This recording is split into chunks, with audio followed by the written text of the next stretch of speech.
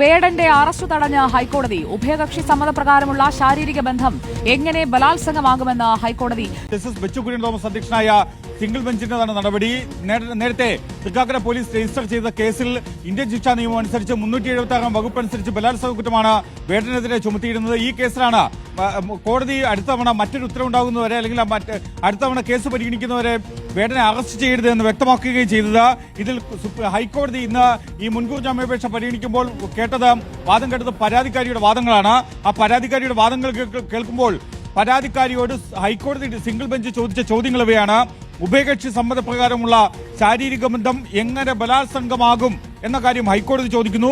വേടന്റെ മുൻകൂർ ജാമ്യാപേക്ഷ എതിർത്ത പരാതിക്കാരിയോടാണ് ഈ രീതിയിലുള്ള ഒരു ചോദ്യം ഹൈക്കോടതിയിൽ നിന്നുണ്ടാകുന്നത്. ബന്ധത്തിൽ വിള്ളലുണ്ടാകുമ്പോഴൊക്കെ ബലാത്സംഗമായി കണക്കാക്കാനാകില്ല എന്നുകൂടി ഹൈക്കോടതി വ്യക്തമാക്കുന്നുണ്ട്. അപ്പൊ അത് ഒത്തില്ല, അവരൊപ്പിക്കാൻ നടക്കുക. പുലിനാക്കും കഞ്ചാവും കഴിഞ്ഞ് അവർ മൂന്നാമതിറക്കിയ തുറപ്പിച്ചിട്ടായിരുന്നു ബലാത്സംഗം. ഒത്തില്ല. എന്നെ കുറിച്ച് എന്നെ സംബന്ധിച്ചിടത്തോളം ജയ് ശ്രീരാം വിളിക്കുന്നത് ഞാൻ കേട്ടിട്ടുള്ളത് ഒരാളെ കൊല്ലാൻ വേണ്ടിയിട്ടുള്ള ഇതിൽ മാത്രമാണ്. ഒരാളെ ഉപദ്രവിക്കാൻ വേണ്ടിയിട്ടൊക്കെ ഉപയോഗിക്കുന്നത്. എനിക്ക് അതിനങ്ങനെ കാണാൻ പറ്റുള്ളൂ. കാരണം ആ അടി വീണാക്കുന്നത് ആദ്യം ദളിതരുടെ നെഞ്ചത്താണെന്നേ.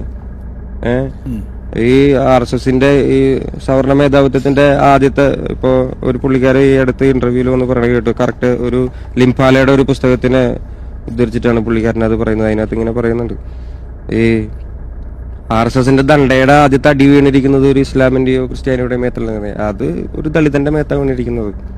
അപ്പൊ എനിക്കത് ആ അടിയുടെ വേദന എനിക്ക് ഇപ്പോഴും ഉണ്ടാവുമല്ലോ. ആ ചേട്ടന് മനസ്സിലാവില്ലല്ലോ, അടി വാങ്ങിയത് ഞാനല്ലേ. അപ്പൊ എനിക്ക് അതിനെ കുറിച്ച് മിണ്ടാതിരിക്കാൻ പറ്റില്ല. അത് ഒരു വലിയ ചലനം ഉണ്ടാക്കാൻ സാധ്യതയുണ്ടെന്ന് ചിലർ ഭയക്കുന്നു. ചില ഭീഷണിയൊക്കെ വന്നിരുന്നു കേട്ടു. അത് ഇടക്കിടക്ക് വരുന്നുണ്ട്. യൂട്യൂബ് എടുത്ത് നോക്കി കഴിഞ്ഞാൽ അറിയാം, പാലക്കാട് പറഞ്ഞ അടിക്കും എന്നൊക്കെയാണ്. നമ്മളെ കയറി അടിക്കുന്നുണ്ടോ? ആണൊരുത്തൻ ഇതുപോലുള്ള സത്യങ്ങൾ ഉറക്കെ വിളിച്ച് പറയുമ്പോൾ ആ ശബ്ദം പലരെയും അസ്വസ്ഥമാക്കും. ഏത് ഞാനും നിങ്ങളും പറയും പോലല്ല.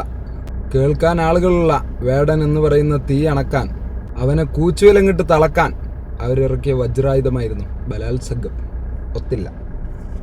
പിന്നെ പ്രേമം ബെസ്റ്റി മണ്ണാങ്കട്ട എന്നൊക്കെ പറഞ്ഞ് പെമ്പിള്ളേർ കുടിച്ചു കൂത്താടി ആസ്വദിച്ച് ഉല്ലസിക്കാൻ അവന്റെ കൂടെ കൂടി അവന്റെ കാശും നക്കി കടന്നു കൊടുക്കുന്നതിന്റെ പേരല്ല ബലാത്സംഗം എന്ന് പറഞ്ഞ കോടതിയാണ് ഇന്നത്തെ ഹീറോ.